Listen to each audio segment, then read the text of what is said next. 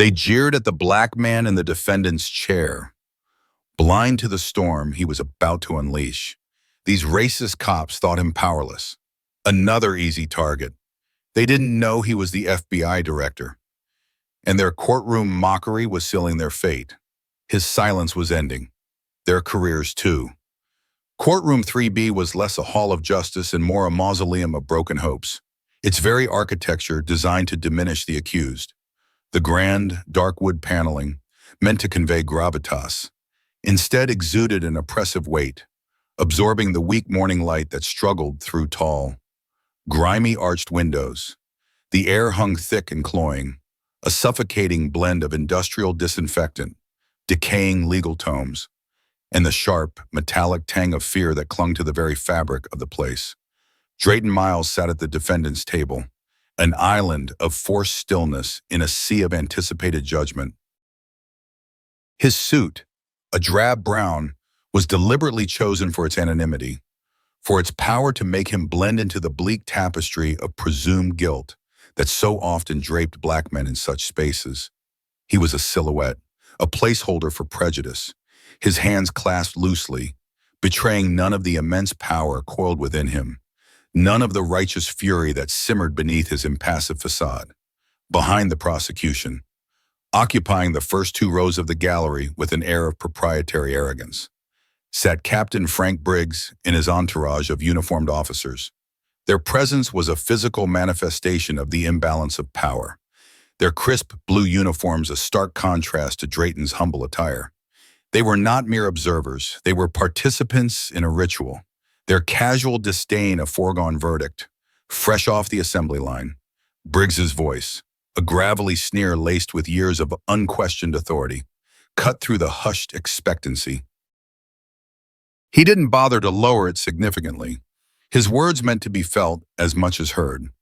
He nodded almost imperceptibly towards Drayton, a butcher appraising a side of meat. Bet this one sings a sob story before the ink's dry on the paperwork.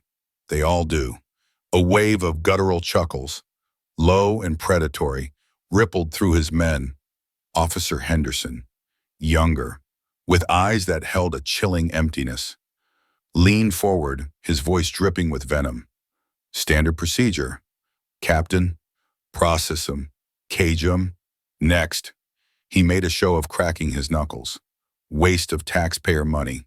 These trials, we know the score.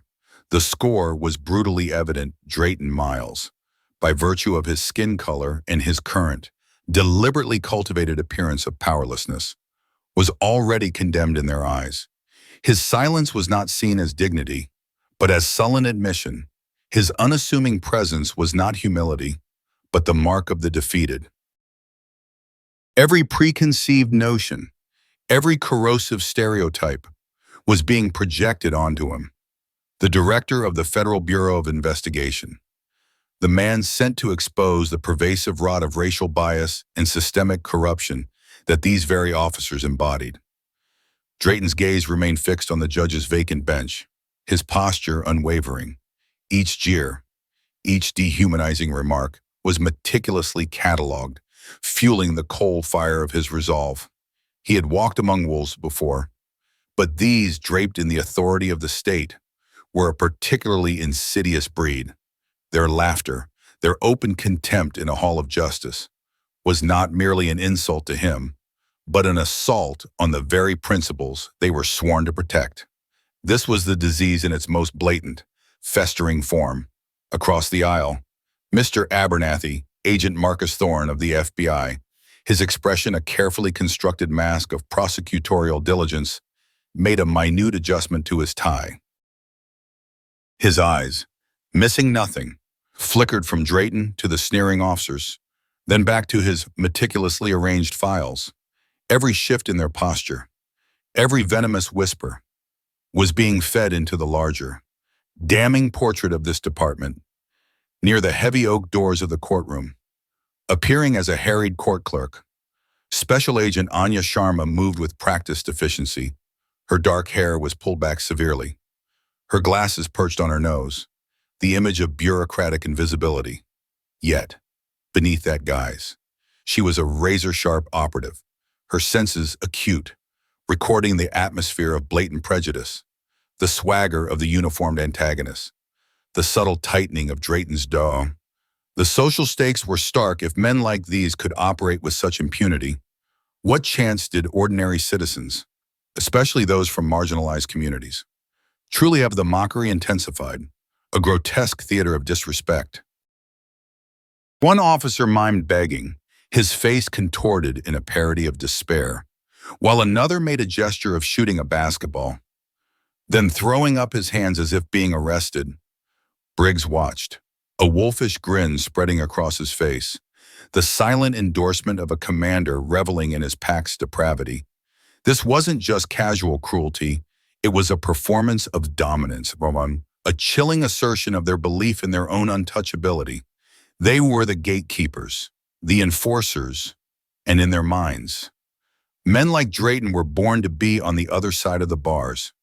Drayton felt the familiar sting of generations of injustice, the weight of countless black bodies processed through rooms just like this, their humanity stripped away by men just like these.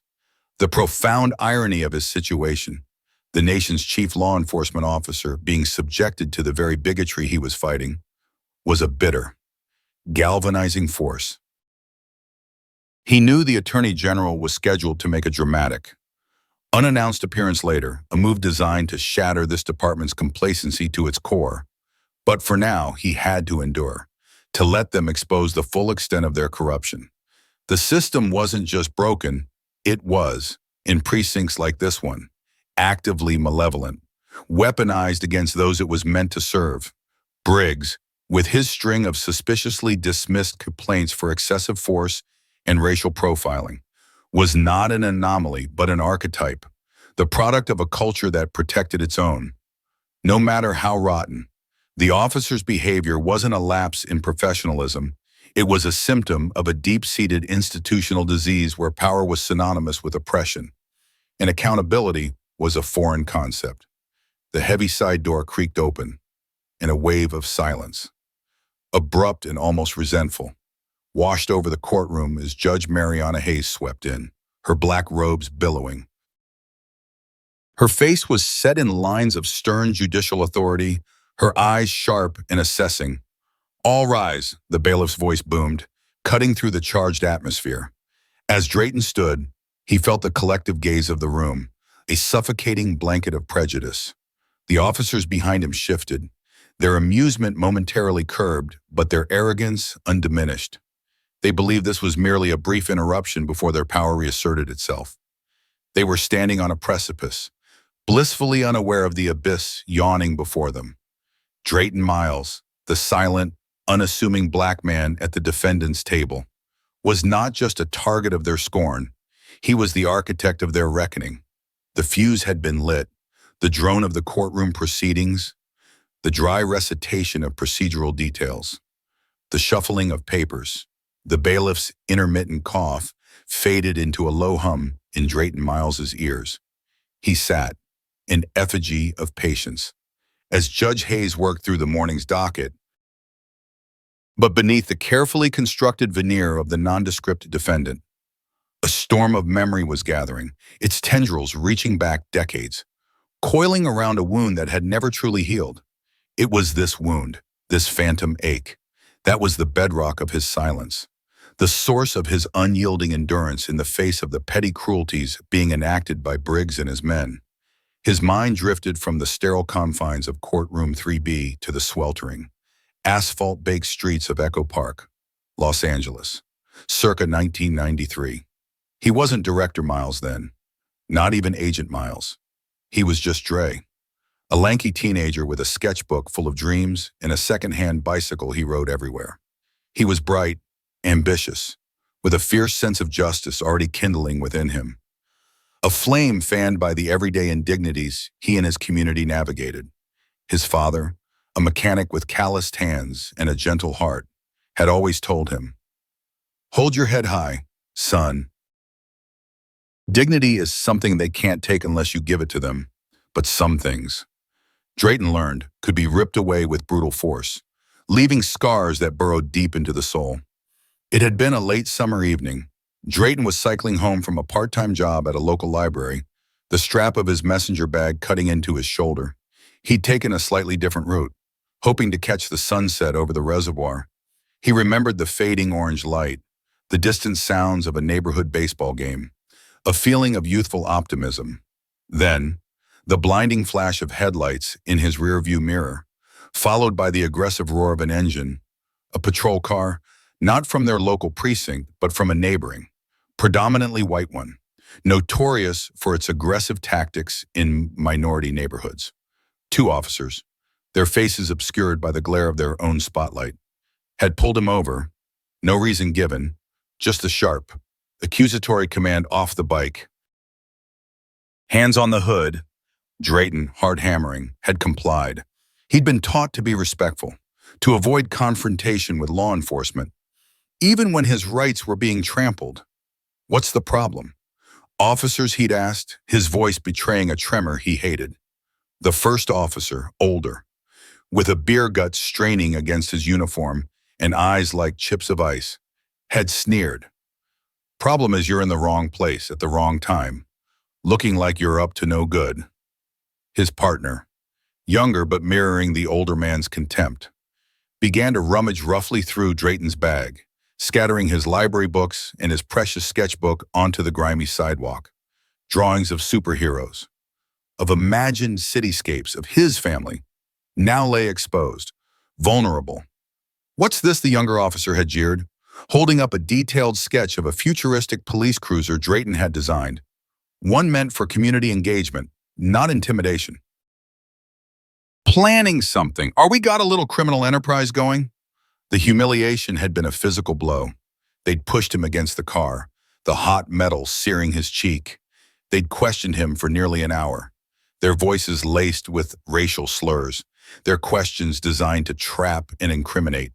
They'd implied he was a gang member, a drug dealer, a thief. Every denial was met with a cynical laugh or a shove. His father's words about dignity echoed hollowly as he felt his own being systematically stripped away. The turning point, the moment that had seared itself into his memory with the permanence of a brand, came when they'd found a small baggie of marijuana tucked into the frame of his bicycle. It wasn't his. He'd never touched drugs in his life. He knew with a sickening certainty that it had been planted. Well, well, what have we here, the older officer had said, his voice triumphant. Looks like our little artist is a dope peddler too. Protests, denials, pleas, they were all useless. He was cuffed, shoved into the back of the patrol car, the rough plastic of the seat imprinting itself on his skin. He remembered the leering faces of the officers in the rearview mirror, the casual cruelty in their eyes. He remembered the despair, cold and absolute, that had washed over him. He was innocent. Yet he was being treated like the worst kind of criminal. His future suddenly, terrifyingly precarious.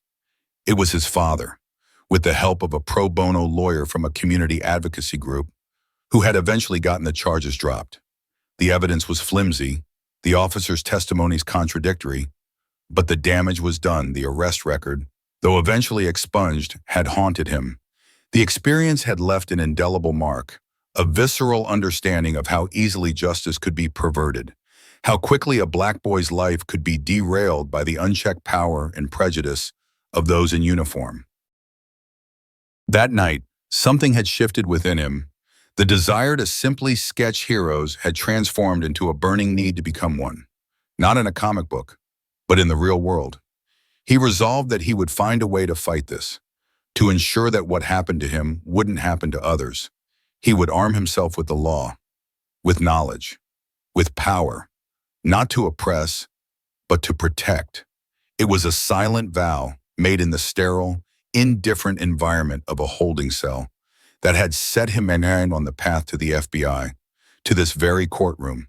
Now, listening to the muffled sniggers of Captain Briggs and his cronies, Drayton felt the old anger, refined over years into a focused, icy resolve. Their faces were different, their uniforms from a different city, but their contempt, their arrogance, their casual dehumanization. It was the same poison that had infected the officers in Echo Park. His silence now was not born of fear or subservience, but of strategy. He was gathering the evidence, not just for this case, but for all the Drayton Miles's who had been voiceless, who had been wronged. He endured their mockery because he knew that true power lay not in loud displays of dominance, but in the meticulous, undeniable dismantling of injustice. He thought of his father's calloused hands, the worry lines etched around his eyes during those terrible weeks. He thought of the young lawyer who had fought for him, her fierce determination, a beacon of hope. These memories were the fuel that had propelled him through the grueling training at Quantico, through years of dangerous undercover assignments, to the very pinnacle of federal law enforcement. He was here, in this shabby brown suit, enduring this charade, because of that night in Echo Park. He was here to ensure that the bullies, the abusers of power, the ones who saw skin color as a synonym for criminality, would finally face a reckoning they couldn't evade. The echoes of his past were not a burden, but a compass, guiding him toward the justice he had once been so cruelly denied. And the men laughing behind him were about to learn that some silences are deafening. Judge Hayes's gavel fell with a sharp crack, a sound that momentarily sliced through the palpable disdain radiating from Captain Briggs's section of the gallery. "Next case," she announced, her voice devoid of inflection, her eyes scanning the documents before her. "People versus Drayton Miles. Charges to be formally read." She peered over her glasses at Drayton, her expression unreadable.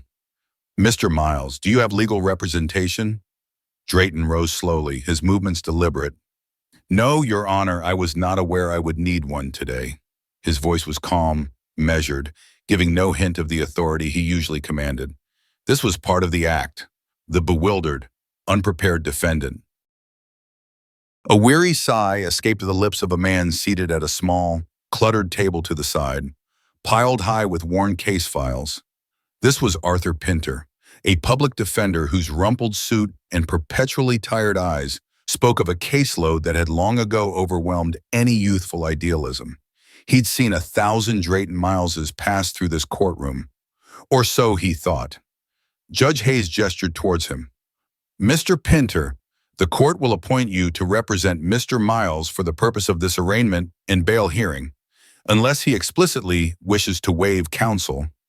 Pinter lumbered to his feet, grabbing a fresh yellow legal pad that already seemed to bear the imprint of countless other forgotten names. He approached Drayton with an air of resigned duty. "Mr. Miles," he began, his voice flat, "I'm Arthur Pinter. The court's asked me to step in. Have you seen the charges?" He didn't wait for an answer, already assuming a certain level of disorganization or ignorance. His gaze flickered over Drayton's simple brown suit, a subtle but unmistakable assessment that placed him firmly in the category of clients unlikely to contribute to a robust defense fund. "I have not, sir," Drayton replied, maintaining his respectful, slightly subdued demeanor. "Right," Pinter muttered, more to himself than to Drayton. He accepted a copy of the charge sheet from Agent Thorne, still in his guise as ADA Abernathy, who presented it with a poker face that revealed nothing of the intricate FBI operation unfolding. The charges, meticulously fabricated for this sting, were serious but deliberately vague enough to be plausible for a street-level arrest assault on an officer. Resisting arrest, possession of a controlled substance with intent to distribute, all based on a fictional late-night altercation. They were designed to paint a picture, to trigger biases. As Pinter scanned the sheet, his eyebrows twitched almost imperceptibly. It was a familiar cocktail of accusations often leveled in marginalized communities, frequently with flimsy evidence. He turned to Drayton, his expression a mixture of professional obligation and underlying cynicism. "These are serious charges. Mr. Miles, very serious. The ADA will likely be asking for high bail." He spoke in hushed tones, but his weariness was a form of covert discrimination in itself. The assumption of guilt, the expectation of a plea bargain down the line, the subtle communication that Drayton was just another cog in a perpetually grinding machine. There was no fire in his approach, no immediate presumption of innocence, only the tired mechanics of processing.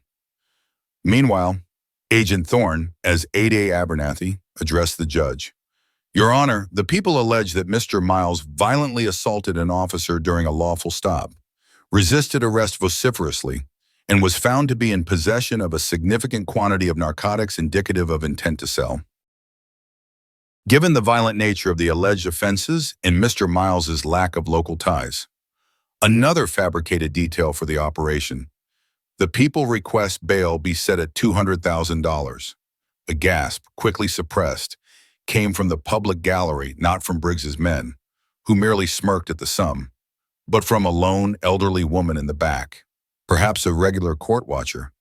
Shocked by the figure for a man who looked so unassuming, Briggs leaned over to Henderson, whispering, "He won't see daylight for months." "Good. Keep the trash off the streets." Drayton observed Mr. Pinter's reaction. The public defender's shoulders sagged a little further. He made a cursory argument for lower bail, citing lack of prior convictions as per the clean, but limited, false identity created for Drayton and community ties, which he vaguely gestured towards, despite knowing nothing about them. His defense was perfunctory, the tired motions of a man who knew the script and expected the outcome. He didn't challenge the narrative presented by the ADA, didn't probe for weaknesses in the supposed arrest, didn't even make eye contact with Drayton as he spoke. It was systemic exploitation in action, an overburdened system providing the illusion of due process, while its cogs, like Pinter, were too worn down or too cynical to offer a robust challenge, especially for a client who looked like Drayton Miles. Judge Hayes listened, her face impassive. Given the severity of the charges, particularly the alleged assault on an officer, she stated, her gaze briefly flicking towards the police contingent, whose presence seemed to lend an unspoken weight to the prosecution's claims. Bail is set at $100,000. $100,000 for Drayton Miles, the FBI director. It was a trivial sum. But for the man he was portraying, someone in a cheap suit with no apparent resources, it was a life-altering, insurmountable barrier to freedom. It was a clear demonstration of how the system could effectively detain individuals pre-trial, based on accusations and appearances, long before any guilt was proven, as the bail amount was announced. Drayton noticed other subtle forms of discrimination. The bailiff, a burly man with a bored expression, looked at him with open disinterest, already mentally moving on to the next case, the next problem, when Drayton was asked if he understood the bail conditions. His quiet, "Yes, Your Honor," was met with an impatient nod from the judge, as if his comprehension was a foregone, and frankly uninteresting. Conclusion: there was no empathy, no flicker of concern for the individual before her, only the cold, impersonal processing of a case file. Agent Sharma, in her clerk's attire, diligently made notes, her pen scratching across paper. Her eyes, however, were constantly scanning, observing the interactions, noting Pinter's apathy, the judge's detachment, the smug satisfaction on the faces of Briggs and his men. This wasn't just about overt racism, it was about the insidious ways the system itself was tilted, the way it subtly devalued and disempowered individuals based on their perceived station and race. Drayton knew he could, with a single phone call, dismantle this entire charade. He could reveal his identity and walk free. But that wasn't the mission. The mission was to experience the system as others did, to gather irrefutable proof of its failings, both overt and covert. The casual dismissal by Pinter, the judge's almost automatic siding with the prosecution's narrative when an officer was allegedly involved, the impossibly high bail designed to ensure continued detention. These were the cogs of systemic exploitation, grinding away quietly but effectively. He was moving forward through the system, just as countless others were forced to do, but every step was a fresh indictment of that system. His silence, his continued endurance of these layered injustices, was a calculated act. He was a mirror, reflecting the ugly truths of the courtroom, truths that many preferred to ignore. The tension in the room was not just about his individual fate, but about the unspoken realities of justice in a fractured society. And as he was led by the bailiff towards a side door, presumably to be processed for remand unless bail was met. The smirks from Briggs's men were wider than ever. They believed they were witnessing the predictable downfall of another black criminal. They had no idea they were witnessing the meticulous construction of their own. The bailiff, a heavy-set man named Miller, whose face seemed permanently set in an expression of weary cynicism, took Drayton Miles by the arm. His grip was firm but dispassionate, the touch of a man simply processing another piece of human inventory. "All right, let's go. Holding cells are this way. Try not to cause any more trouble than you already have," he grumbled, his voice low and disinterested, already dismissing Drayton as a solved problem. As they moved from the defendant's table towards a heavy reinforced door at the side of the courtroom, they had to pass directly by the first row of the gallery where Captain Briggs and his officers were still seated. The officers hadn't bothered to move. Their presence lingered like a bad odor, a deliberate, unspoken assertion of their dominance over this space. Smirks were still etched on their faces, and a low murmur of self-congratulatory comments passed between them. For them. The conviction was practically in the bag, the bail a mere formality before the inevitable guilty plea or verdict. Officer Henderson, still flushed with a sense of pack superiority and the thrill of the high bail amount, leaned slightly into the aisle as Drayton approached. His eyes, cold and reptilian, locked onto Drayton's. "Enjoy your stay, home," he sneered, his voice a venomous whisper meant only for Drayton and perhaps his closest colleagues.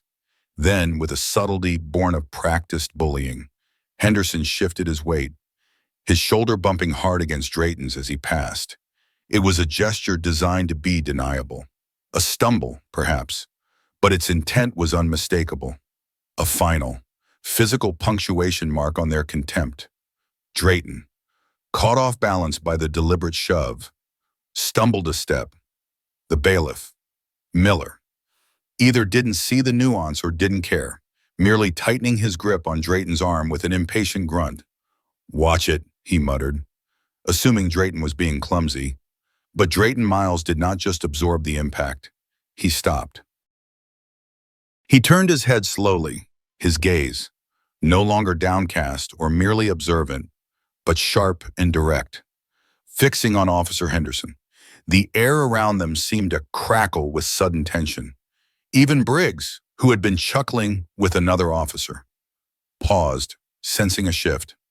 "Officer Henderson," Drayton said, his voice quiet but carrying an unexpected resonance in the suddenly hushed courtroom. He knew Henderson's name from the detailed personnel files he had memorized, a fact that would, in itself, be unsettling if Henderson had the capacity for deeper thought. Was that gratuitous physical contact necessary for the performance of your duties? Henderson, momentarily stunned by being addressed so directly and formally by the lowlife defendant, blinked. His smirk faltered, replaced by a flicker of surprise, then a surge of affronted anger. "What did you say to me, scumbag?" he blustered, starting to rise from his seat, his hand instinctively moving towards his belt. Captain Briggs put a restraining hand on Henderson's arm. "Sit down, Henderson. Don't engage with this trash." Briggs's eyes narrowed as he looked at Drayton, a new, more dangerous light in them. This was unexpected. Defendants were supposed to be cowed, especially after being slapped with six-figure bail, before Henderson could retort further, or Briggs could escalate. An entirely unexpected voice pierced the tense atmosphere. I saw it clear as day." All heads turned. It was the elderly woman from the back of the public gallery, the one who had gasped at the bail amount. She was small, frail-looking, with a halo of white hair and bright, indignant eyes. She was now standing, her gloved hands gripping the back of the bench in front of her, her voice surprisingly strong and clear. "That officer," she declared, pointing a trembling but determined finger directly at Henderson. "He deliberately pushed this man. I saw him." He leaned into him.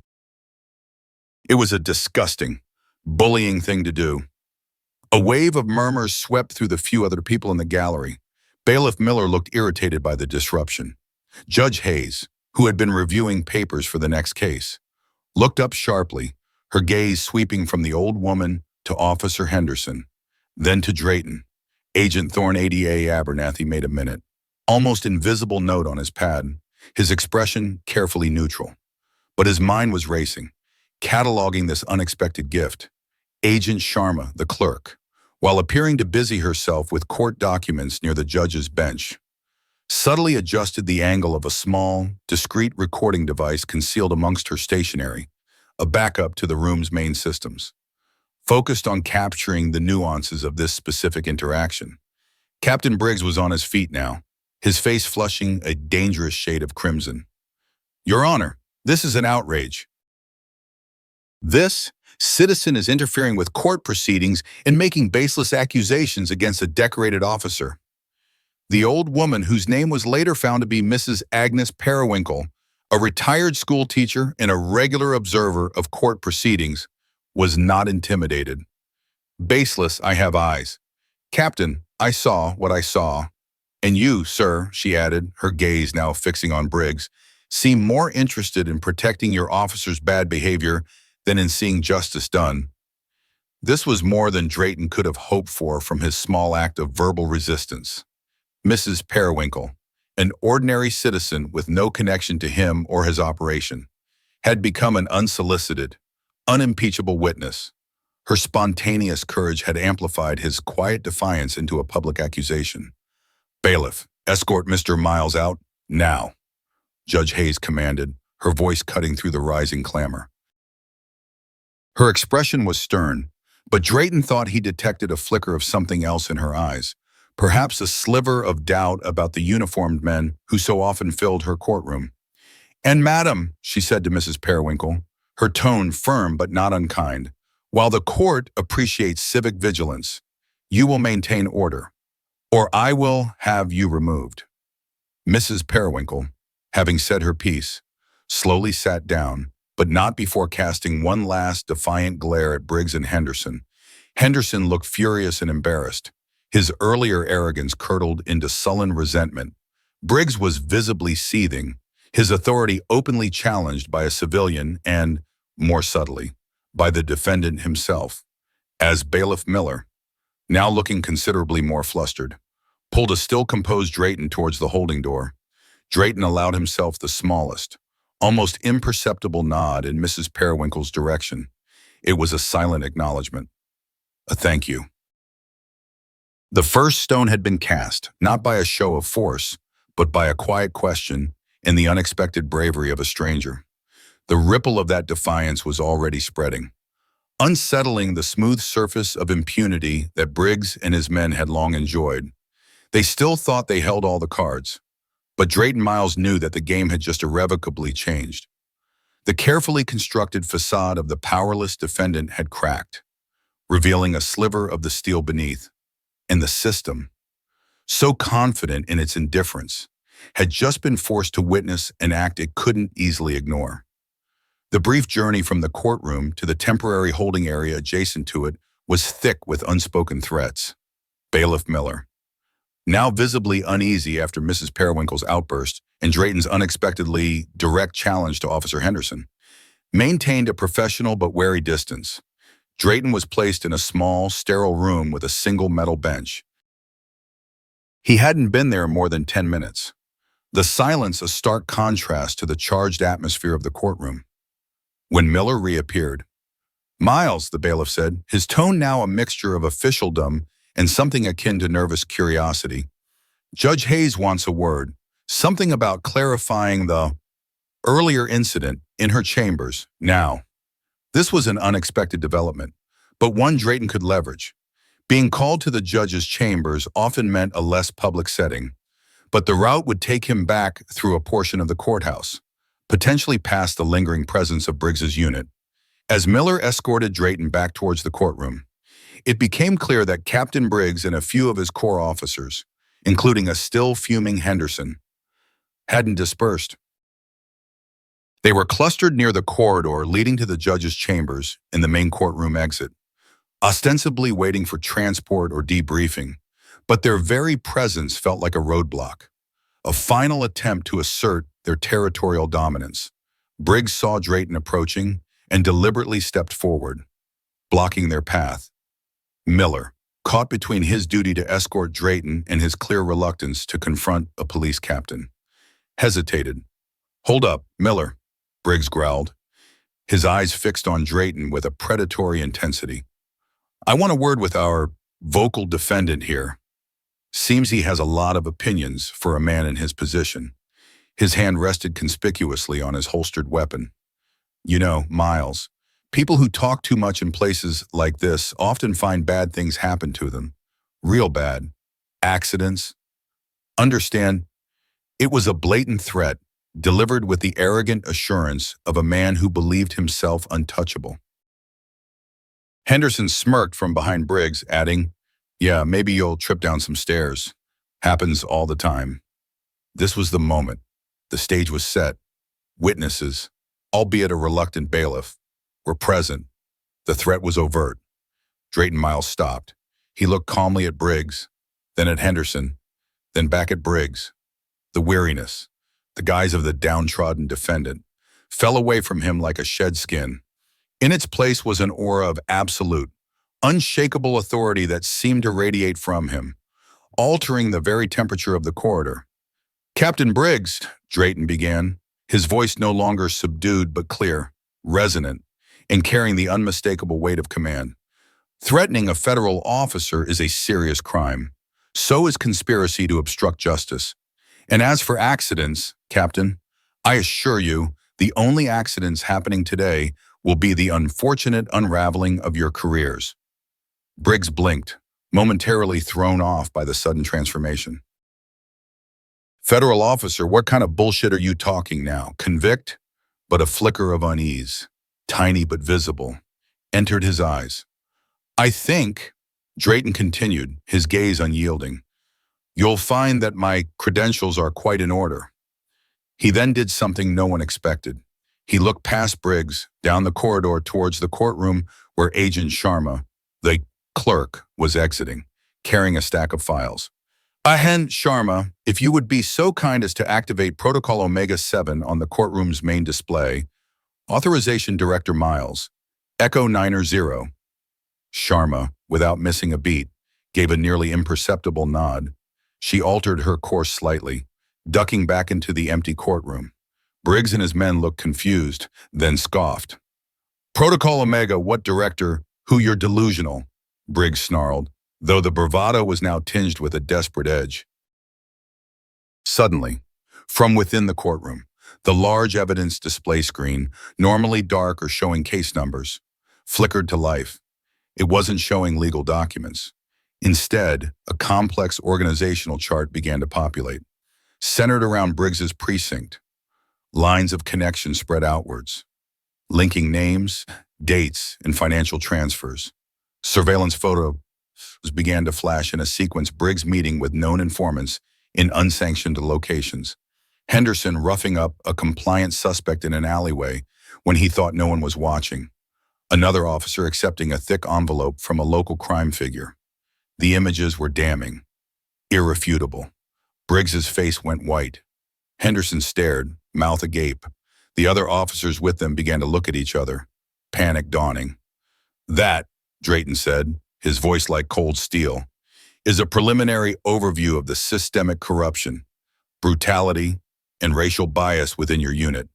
Captain, a unit currently under federal investigation by the Federal Bureau of Investigation, an investigation I am personally leading." He reached into the inside pocket of his simple brown suit, the one that had been an object of their scorn. He retrieved not a weapon, but a slim leather wallet. He flipped it open, revealing the gleaming gold badge and credentials of the director of the FBI. "I have heard," Drayton Miles stated, his eyes boring into Briggs, then sweeping over the horrified faces of Henderson and the others. "Enough."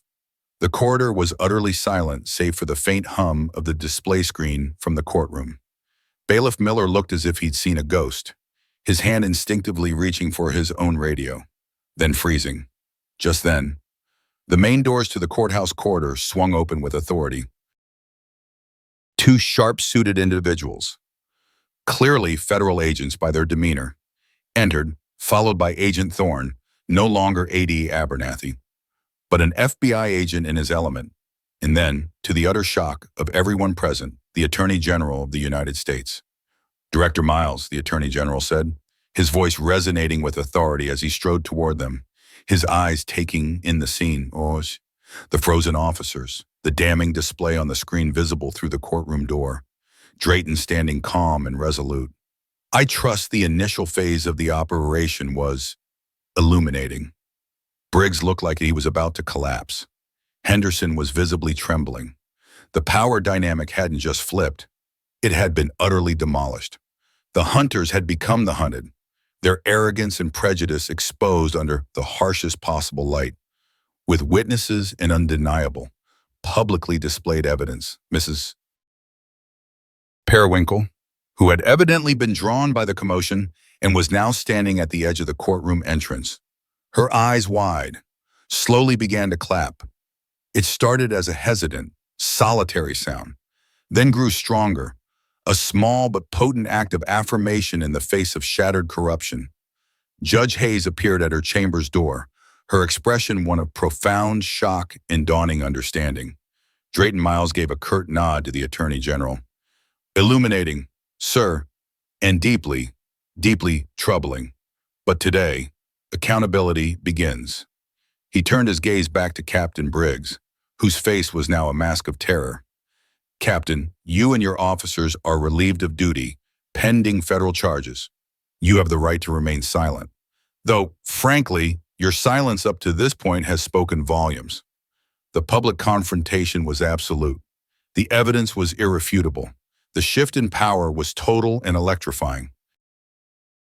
The scene in the courthouse corridor was one of stunned disbelief rapidly morphing into grim acceptance for the implicated officers.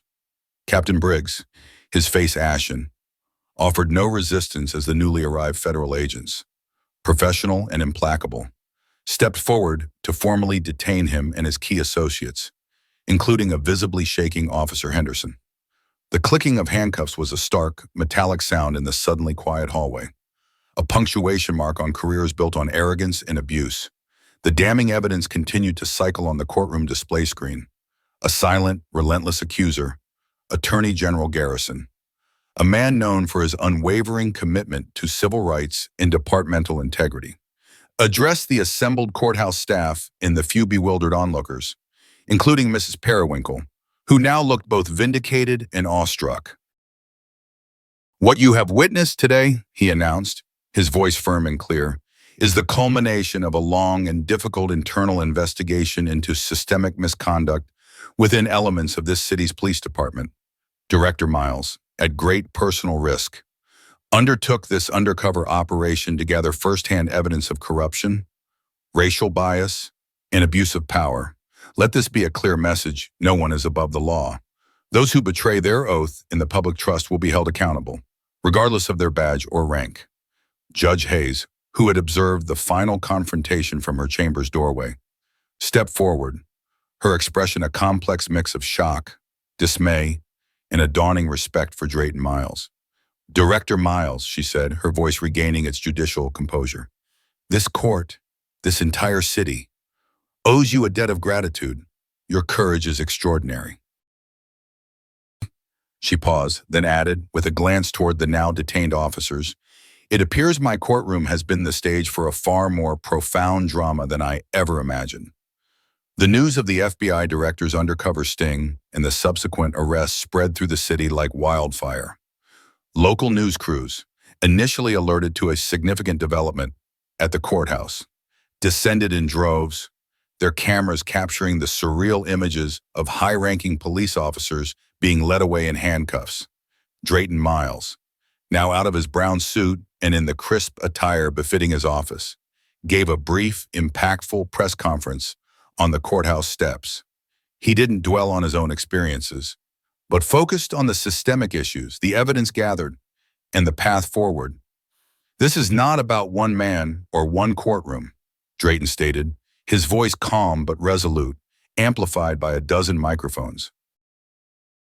This is about the sanctity of justice, the promise of equality under the law, and the absolute necessity for law enforcement to serve and protect all members of the community with integrity and without prejudice. The actions taken today are a painful but necessary step towards rebuilding trust and ensuring that such abuses are rooted out and never allowed to fester again. The community's reaction was immediate and overwhelming. In neighborhoods that had long felt the heavy hand of police misconduct and racial profiling, there was an outpouring of relief, vindication, and a cautious, burgeoning hope. Vigils and small gatherings sprung up, not just in protest, as had often been the case, but in a kind of stunned celebration that accountability, for once, seemed tangible. Mrs. Agnes Periwinkle, the elderly woman whose spontaneous act of courage in the courtroom had been a small but pivotal moment, became an unlikely local hero. Interviewed by reporters, she said simply, "I just spoke what I saw. It's what any decent citizen should do. Maybe now, things will change." The legal proceedings against Briggs and the dozen other officers implicated by the investigation were swift and decisive. Faced with the overwhelming evidence presented by the FBI, surveillance footage, financial records, corroborated witness testimonies, including from some within the police department who had secretly aided Drayton's team, and Drayton's own meticulous documentation, most chose to plead guilty to a range of federal charges, from civil rights violations and obstruction of justice to bribery and conspiracy. Captain Briggs received a substantial prison sentence, his fall from grace spectacular and complete. In the months that followed, under the guidance of the Department of Justice and with Drayton Miles's continued oversight, a comprehensive reform program was initiated within the city's police department. New training protocols emphasizing de-escalation, implicit bias awareness, and community policing were implemented. A robust, independent civilian oversight board was established, endowed with real power to investigate complaints. The culture of impunity that Briggs had fostered began to crumble. Drayton Miles became more than just the director of the FBI. He became a symbol. For some, he was a symbol of hope, proof that even the most entrenched systems of injustice could be challenged and changed from within. For others, particularly those in law enforcement who resented the scrutiny, he was a controversial figure, but few could deny the impact of his actions. He had willingly stepped into the crucible, endured humiliation and threat, not for personal glory, but to expose a rot that threatened the very foundations of justice. He never forgot the lessons of Echo Park, the sting of helplessness he'd felt as a teenager. That memory, once a source of pain, was now a driving force, a reminder of the stakes involved. He knew this was not an endpoint, but a milestone in an ongoing struggle. The fight for true, equitable justice was a marathon, not a sprint. Arthur Pinter, the jaded public defender, reportedly watched the news coverage of Director Miles with a mixture of astonishment and a faint, rekindled spark in his tired eyes. Perhaps not every case was a foregone conclusion. Perhaps the system, however flawed, could occasionally be forced to bend towards justice. Agent Thorne and Agent Sharma received commendations for their roles in the high-stakes operation. They, like Drayton, knew that the real reward was not in the accolades, but in the tangible change they had helped to bring about. As the city began its slow, arduous journey towards healing and reform, the image of Drayton Miles, the quiet, unassuming black man in the brown suit who had calmly faced down bigotry and corruption with irrefutable truth, became etched in the public consciousness. He was a reminder that courage could wear many faces, and that true power lay not in the ability to oppress, but in the unwavering will to uplift and protect the vulnerable. The courtroom where he had been mocked had become the very place where justice found its powerful new voice, a voice that echoed far beyond its grimy windows and wooden panels, promising a new dawn.